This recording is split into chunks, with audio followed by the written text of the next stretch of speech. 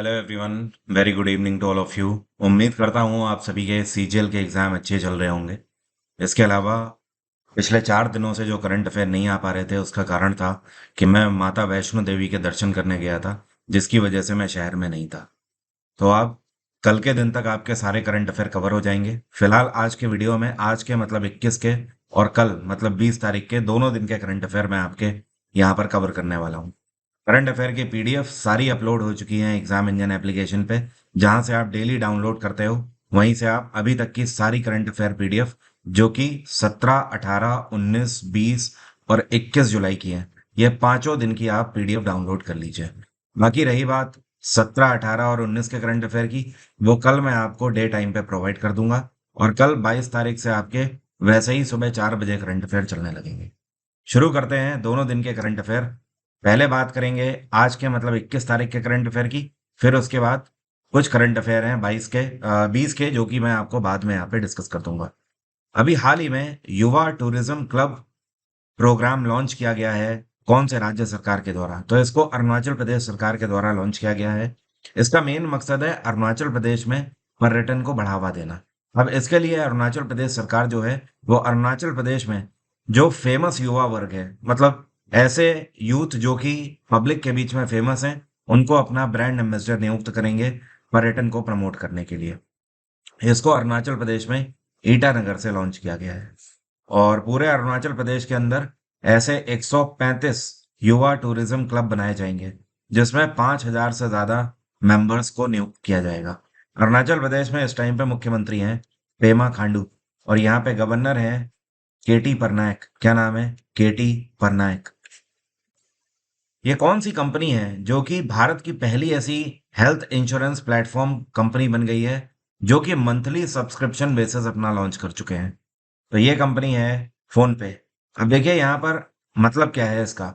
अभी तक आपके पास केवल एक ही ऑप्शन होता था, अगर आपको हेल्थ इंश्योरेंस देना लेना है तो आप पूरे साल भर का पेमेंट एक बार जमा करते थे।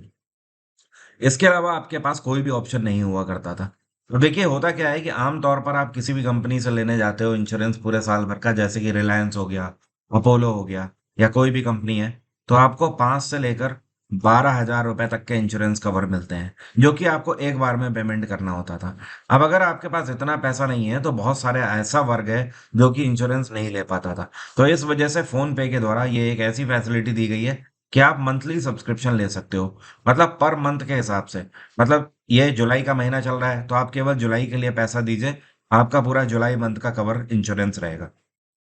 जैसे ही अगस्त लगे तो आप अगस्त के 1 तारीख को पैसा जमा कर दीजिए, पूरा अगस्त आपका कवर हो जाएगा। तो ऐसा करने वाली ये पहली कंपनी बन गई है। फोन पे की स्थापना साल 2015 में करी गई थी। इसका हेडक्वार्टर है बैंगलोर, और फोन पे के सीईओ है समीर निगम। क्या नाम है इनका? समीर निगम। अगला क्वेश्चन है, ये कौन सी राज्य सरकार है जिसके द्वारा मिनिमम गारंटीड इनकम बिल 2023 लागू किया गया है? हिंदी में बोलें तो न्यूनतम गारंटी आय विधेयक 2023। इसको पेश करने वाली राजस्थान सरकार है। राजस्थान में अशोक गहलोत के द्वारा इस योजना को लॉन्च किया गया है। इसके अंतर्गत राजस्थान सरकार ये चाहती है कि राजस्थान के अंदर कोई भी वर्ग जो कि मजदूरी कर रहा है, हर एक व्यक्ति को मिनिमम एक पर्टिकुलर इनकम तो होनी ही होनी चाहिए। इसके अंतर्गत मनरेगा के जो मजदूर हैं, उनको मनरेगा के अलावा मिनिमम 25 दिन का अतिरिक्त कार्य दिए जाने का भी प्रावधान है। मतलब सरकार की तरफ से 25 दिन का काम तो आपको दिया ही दिया जाएगा पूरे साल भर में। इसके अलावा इस पूरी योजना के अंतर्गत 9,000 करोड़ की धनराशि आवंटित करी गई है। इस योजना के अंतर्गत जो पेंशन के लाभार्थी हैं उनको भी फायदा मिलेगा सीधा सीधा। पूरे राजस्थान के अंदर 10 लाख व्यक्तियों को इसका फायदा दिया जाएगा। हर महीने 200 से 300 रुपए देकर, ठीक है, उनकी जो ये पेंशन है ये उनके अकाउंट में डायरेक्टली ट्रांसफर करी जाएगी। अभी हाल ही में भारत और इंडोनेशिया के नेवी के बीच में एक एमपीएक्स ज्वाइंट मिलिट्री एक्सरसाइज जकार्ता में कंडक्ट करी गई है। इसमें भारत की तरफ से कौन से इंडियन नेवल शिप ने हिस्सा लिया है? तो भारत की तरफ से दो नेवल शिप्स ने हिस्सा लिया है। एक तो आईएनएस सह्याद्री ने यहाँ पर हिस्सा लिया है, और दूसरा है आईएनएस कोलकाता। तो यहाँ पर अगर ऑप्शन के हिसाब से जाएं तो आईएनएस कोलकाता है, लेकिन आपको आईएनएस सह्याद्री का भी नाम ध्यान रखना है। दोनों आईएनएस ने यहाँ पर हिस्सा लिया है। आईएनएस सह्याद्री जो है ये आपका स्टील द फ्रिगेट है। आईएनएस कोलकाता ये डिस्ट्रॉयर है, मतलब ये अटैकिंग पर्पस के लिए यूज किया जाता है। इन दोनों शिप्स को मुंबई के मझगांव डॉक शिप बिल्डर्स के द्वारा बनाया गया है। बाकी इंडोनेशिया में इस टाइम पे राष्ट्रपति हैं जोको विडोडो। क्या नाम है इनका? Joko Widodo. क्या आप बता सकते हो इंडियन नेवल चीफ कौन है इस टाइम पे? अगर आपको पता है तो कमेंट बॉक्स में लिखकर बताइए। जो कि पहले फेसबुक के नाम से जानी जाती थी, इस कंपनी को अब मेटा कहा जाता है। तो मेटा ने अभी कौन सी कंपनी के साथ पैक्ट साइन किया है? इनके साथ मिलकर ये अपना आर्टिफिशियल इंटेलिजेंस बेस्ड मॉडल जिसका नाम है लेमा 2, इसको लॉन्च करने जा रहे हैं। तो लेमा 2 को ये माइक्रोसॉफ्ट के साथ मिलकर लॉन्च कर रहे हैं। ये अपने आप में एक चैट बॉक्स है जो कि लेमा 1 से काफी बेहतर है। देखिए, इसी साल फरवरी के महीने में मेटा के द्वारा लॉन्च किया गया था अपना लेमा 1। ये चैट बॉक्स है जो कि इन्होंने गूगल के चैट बॉक्स को डायरेक्टली टक्कर देने के लिए लॉन्च किया था। और अभी कुछ ही महीनों के अंदर, 3 से 4 महीने के अंदर ही इन्होंने अब लेमा 2 को भी लॉन्च कर दिया है। और इसमें माइक्रोसॉफ्ट इनकी मदद कर रहे हैं। इनका कहना है जो लेमा 2 है, यह लेमा 1 से भी काफी ज्यादा एक्यूरेट है, काफी बेहतर कन्वर्सेशन कर सकता है।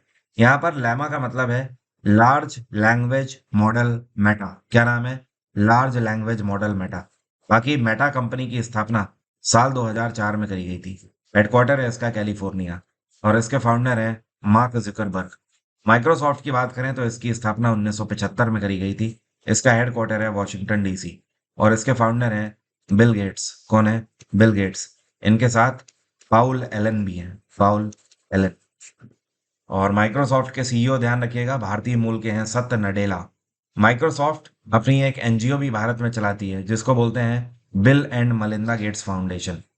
एप्पल की स्थापना 1976 में करी गई, अमेजॉन 1994, और गूगल की स्थापना 1998 में करी गई। ये कौन सा राज्य है जिसके द्वारा साल 2024 में होने जा रहे फिल्म फेयर अवार्ड्स को होस्ट किया जाएगा?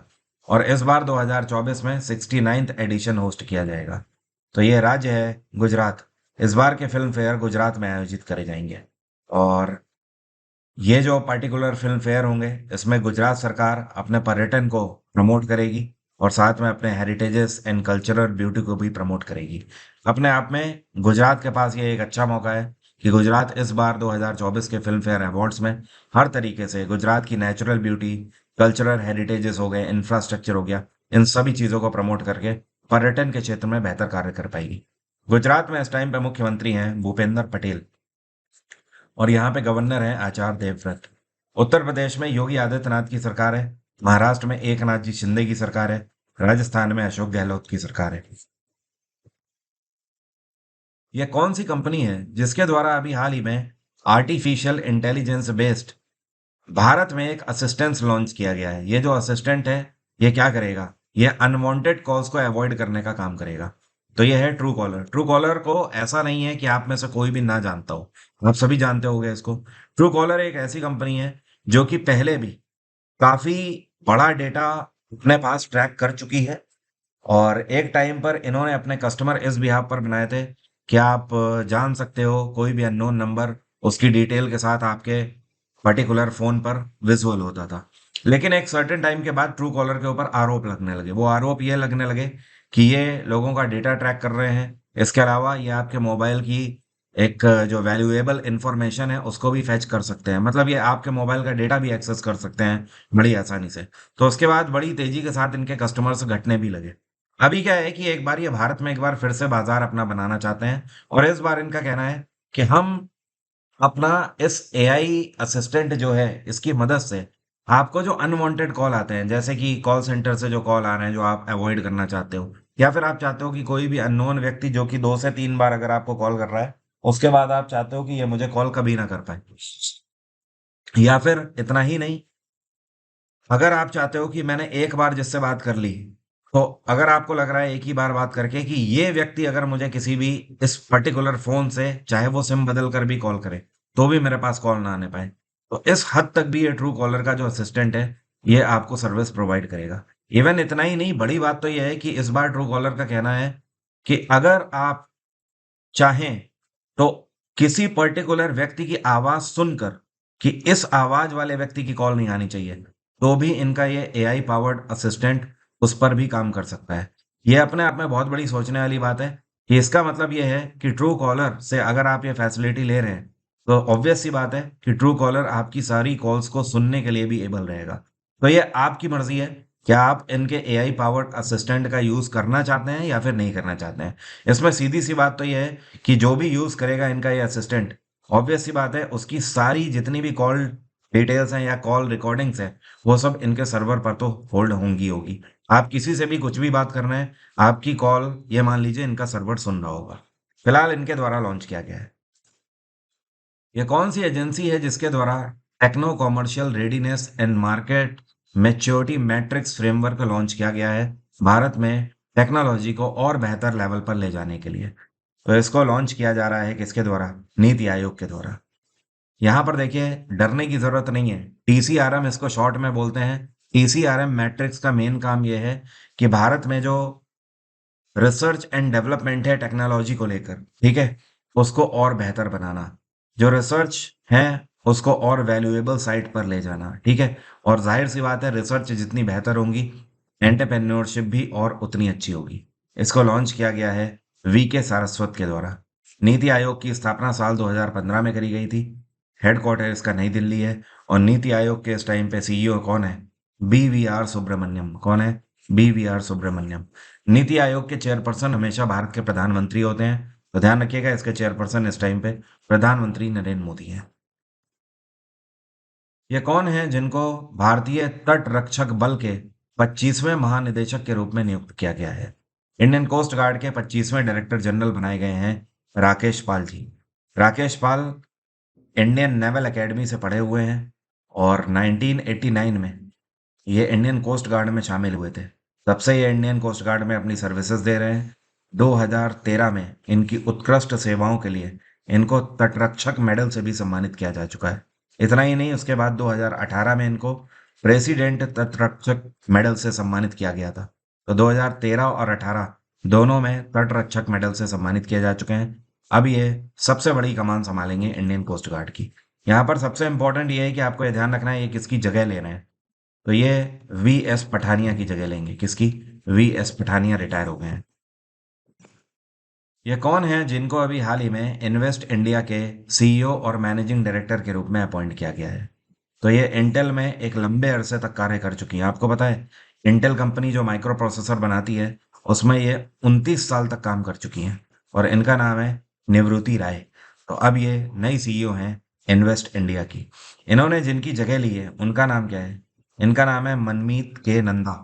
तो मनमीत के नंदा को ये सक्सीड कर रही हैं।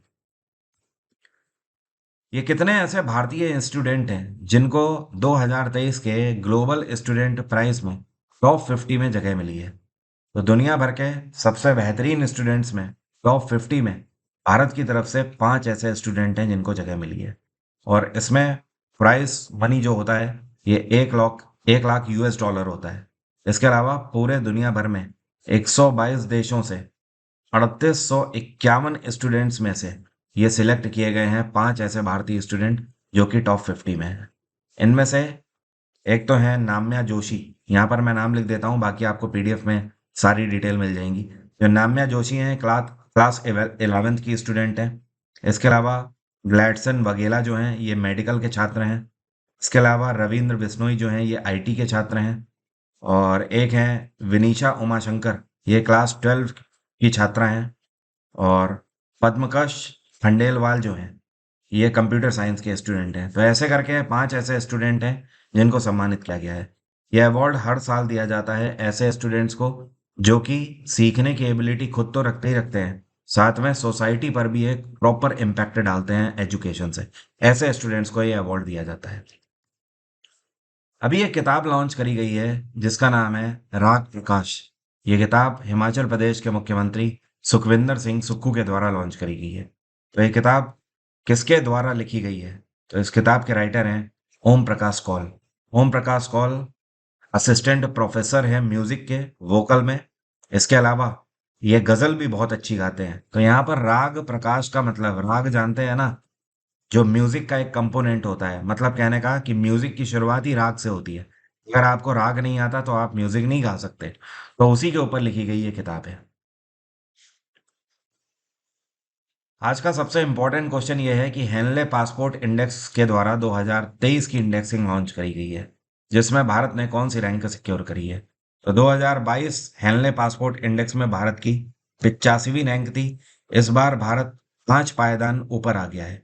भारत की रैंक इस बार रही 80th। हमारी स्थिति काफी बेहतर हुई है हेनले पासपोर्ट इंडेक्स में। पूरे दुनिया भर में 57 ऐसे देश हैं जिसमें आप भारत के पासपोर्ट के आधार पर वीजा फ्री एंट्री कर सकते हो। सवाल यह है कि इस बार टॉप किसने किया है। तो नंबर 1 पे इस बार जापान नहीं, सिंगापुर रहा नंबर 1 पे। और सिंगापुर का अगर आपके पास पासपोर्ट है तो आप दुनिया भर में 192 देशों में वीजा फ्री एंट्री ले सकते हो। दूसरे नंबर पे 3 देश ज्वाइंटली रहे। एक तो इटली रहा, दूसरा है स्पेन और तीसरा है जर्मनी। इन तीनों कंट्री के भी वीजा काफी पावरफुल है। इन कंट्रीज के वीजा के आधार पर आप 190 देशों में वीजा फ्री एंट्री ले सकते हो। और तीसरे नंबर पे तो इस बार काफी देश रहे। ऑस्ट्रिया हो गया, Luxembourg, Sweden, Japan, south Korea, France, Finland, ये सारे देश हैं तीसरे नंबर पे। इनके पासपोर्ट के आधार पर 189 कंट्रीज में वीजा फ्री एंट्री आप ले सकते हो। बाकी सारी डिटेल मैंने आपको पीडीएफ में दी हुई है, इसलिए पीडीएफ आप डाउनलोड करना ना भूलिएगा। ये तो बात हो गई आज के करंट अफेयर की। अब कल के करंट अफेयर डिस्कस कर लेते हैं। यह कौन सी राज्य सरकार है जिसके द्वारा अभी हाल ही में यूपीआई पेमेंट सिस्टम लॉन्च किया गया है इंटर स्टेट चेक पोस्ट के करप्शन को रोकने के लिए।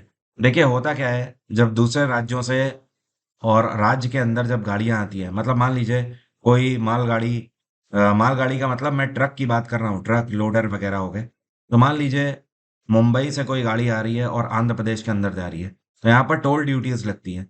अब टोल ड्यूटीज अभी तक जो होती थी ये कैश पे यहाँ पर चलती थी। तो इसका पूरा भुगतान कैश वाला बंद कर दिया गया है और इसको यूपीआई पेमेंट सिस्टम पर लॉन्च कर दिया गया है। तो इससे क्या होगा कि अब करप्शन होने के चांसेस खत्म, क्योंकि हाथ में पैसे का लेन देन पूरे तरीके से खत्म। पैसा अपने आप ही आपको यूपीआई पेमेंट पर करना होगा। तो ऐसा करने वाली आंध्र प्रदेश में वाई एस जगन रेड्डी सरकार है।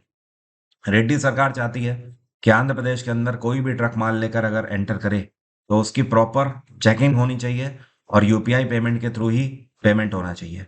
ये है इनका मेन उद्देश्य। यह कौन सा राज्य है जिसके द्वारा आपदा राहत कोष 2023 वेबसाइट अभी हाल ही में लॉन्च करी गई है।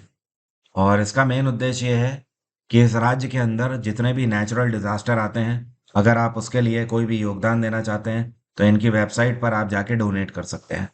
तो ये है हिमाचल प्रदेश। हिमाचल प्रदेश के मुख्यमंत्री सुखविंदर सिंह सुक्खू के द्वारा इस पोर्टल को लॉन्च किया गया है। और इस बार ईश्वर रहम करें सबके ऊपर, भगवान सभी को सुरक्षित रखें। कोई ऐसा राज्य ऑलमोस्ट नहीं बचा है जहां पर विपदा ना आई हो। उत्तर प्रदेश से लेकर दिल्ली हो गया, महाराष्ट्र हो गया, और हिमाचल प्रदेश में तो क्या ही कहने, बहुत ही ज्यादा बारिश। इसके अलावा मैं अभी जस्ट वैष्णो देवी होकर आया हूँ, वहां पर भी बहुत बाढ़ आई हुई थी। कटरा में भी लगातार बारिश हो रही है। मतलब हर जगह पर ऑलमोस्ट इतनी ज्यादा त्रासदी हो रखी है। तो ईश्वर सभी पर अपना हाथ बनाए रखे। और हिमाचल प्रदेश में इसी के लिए ये आपदा राहत कोष के बेसिस पर वेबसाइट लॉन्च करी गई है। इस पर डायरेक्टली आप जाके धन दान कर सकते हैं, जिस पैसे की मदद से ऐसे लोगों की मदद करी जाएगी। हिमाचल प्रदेश में गवर्नर हैं शिव प्रताप शुक्ला। कौन है? एसपी शुक्ला।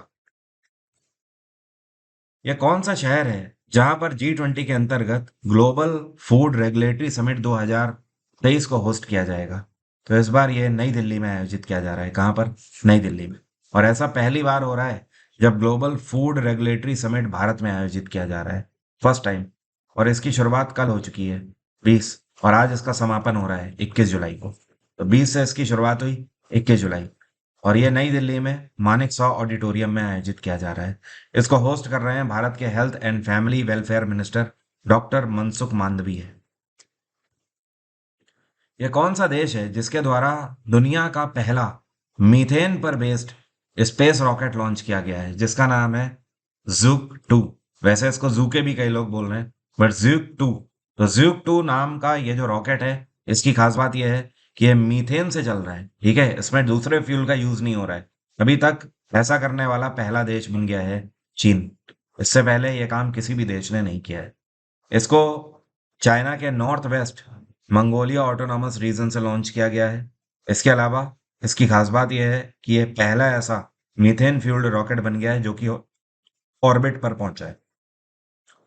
इसमें जो पेलोड ले जाने की कैपेसिटी है, ये 6000 केजी तक का पेलोड अपने साथ ले जा सकता है। ये इसकी खास बात है। किसके द्वारा CRCS सहारा रिफंड पोर्टल नई दिल्ली में लॉन्च किया गया? तो अभी 2 दिन पहले ही home affairs minister Amit Shah के द्वारा एक रिफंड पोर्टल लॉन्च किया गया है। और ये स्पेशली सहारा कंपनी जो थी ना, जो अब डूब गई है, उस कंपनी के ही आधार पर लॉन्च किया गया है पोर्टल। अब हुआ क्या कि सहारा में लाखों नहीं करोड़ों लोगों का पैसा जमा था। अब ऐसे बहुत सारे लोग थे जिनका पैसा डूब गया था। तो सहारा पर तो चल ही रहा था केस। अब फाइनली जो सहारा के मालिक हैं, इनको भी उसकी सजा मिल चुकी थी, जो गबन वगैरह हुआ था इस कंपनी का। लेकिन अब सुप्रीम कोर्ट के द्वारा आदेश दिया गया है केंद्र सरकार को कि ये पैसा वापस किया जाए। और सुप्रीम कोर्ट ने गवर्नमेंट को यह आदेश दिया है कि सहारा का जो सेबी रिफंड अकाउंट है, उससे 5,000 करोड़ निकाले जाएं और इस 5,000 करोड़ को ट्रांसफर किया जाए सेंट्रल रजिस्टर्ड कोऑपरेटिव सोसाइटी के अकाउंट में। और उस अकाउंट से पूरे भारत भर में 10 करोड़ ऐसे लोग हैं जिनके अकाउंट में पैसा भेजा जाएगा, जिन्होंने सहारा में अपना पैसा जमा किया था। सहारा आज तक की भारत की सबसे बड़ी ऐसी कंपनी है जिसमें पूरे भारत के सबसे ज्यादा लोगों का पैसा जमा था। तो आप खुद ही समझ लो, 10 करोड़ आंकड़ा है जिसके लिए अभी 5,000 करोड़ रुपए की धनराशि आवंटित करी गई है।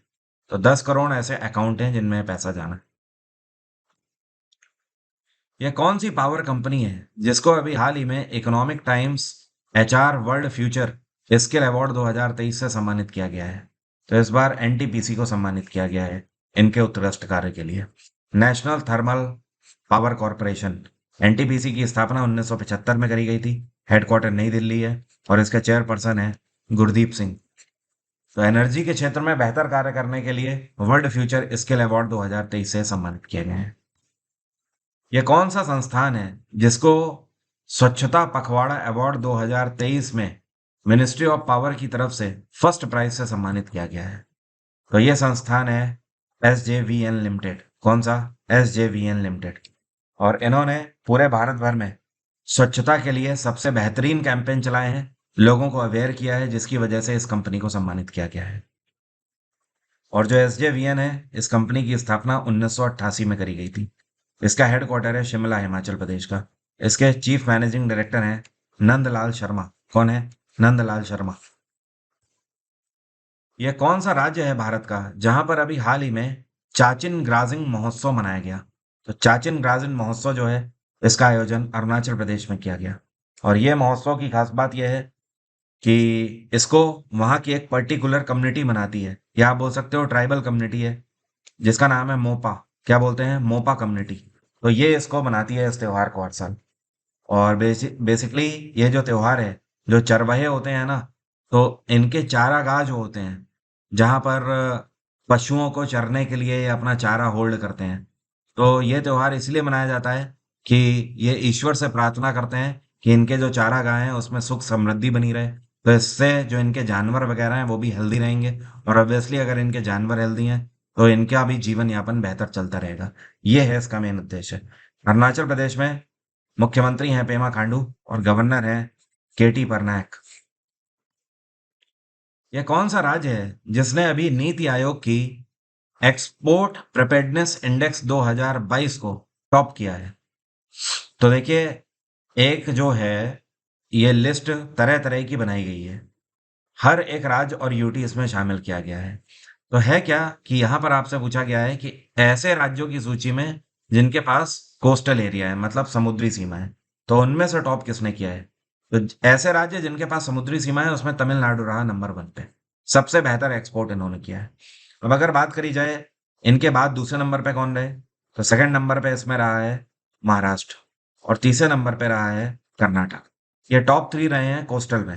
अब इसके अलावा अगर बात करें हिली रीजन में, पहाड़ियों वाले राज्यों में नंबर 1 पे कौन रहा, तो इसमें उत्तराखंड नंबर 1 पे रहा है। अगर पूछा जाए यूटी में नंबर 1 कौन रहा या स्मॉल स्टेट में, तो यूटी और स्मॉल स्टेट की कैटेगरी में गोवा नंबर 1 पे रहा है। गोवा यूटी नहीं है लेकिन स्मॉल स्टेट की कैटेगरी में है। ठीक है। इसके बाद अगर लैंड लॉक्ड स्टेट्स में बात करें तो उसमें हरियाणा रहा नंबर 1 पे। तो ये कुछ कैटेगरीज हैं इसकी जो आपको ध्यान रखनी है। एसबीआई कैपिटल मार्केट के नए एमडी और सीईओ के रूप में किसको अपॉइंट किया गया है?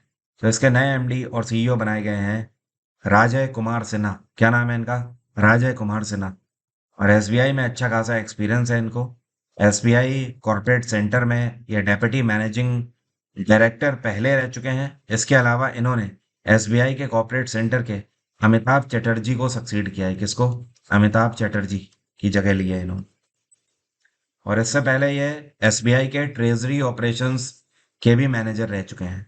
ट्रेजरी ऑपरेशंस का मतलब समझ रहे हैं? एसबीआई के खजाने के संचालक भी रह चुके हैं। G20 के अंतर्गत एम्प्लॉयमेंट वर्किंग ग्रुप मिनिस्टर्स की चौथी मीटिंग का आयोजन भारत के कौन से शहर में किया जा रहा है? इसका आयोजन किया जा रहा है मध्य प्रदेश के इंदौर में। और ये कब से कब तक आयोजित हो रही है? 19 जुलाई से इसकी शुरुआत हो चुकी है और आज इसका समापन हो रहा है 21 जुलाई को। तो आज ये मीटिंग खत्म हो रही है। और इसके अंतर्गत एक पोर्टल भी लॉन्च किया गया है। इसका नाम है ई श्रम पोर्टल। क्या नाम है? ई श्रम पोर्टल।